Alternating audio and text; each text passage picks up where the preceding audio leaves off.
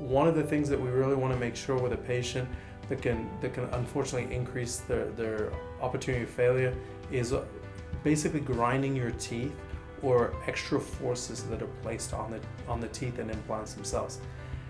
Implants, unlike teeth, do not have a ligament that surrounds the root.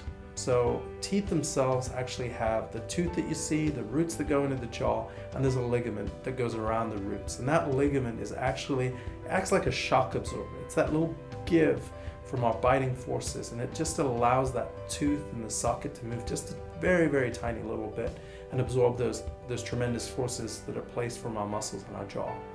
So implants, unfortunately, do not have that ligament. So it's really important that the bite forces are corrected through the prosthetics that are made for the implant. And then also if a patient's they have like really strong cheek muscles, or are kind of have a previous history of knowing that they grind or that they clench their teeth, that they may have a night guard made for them by their dentist, or the actual implant itself is kind of monitored very closely.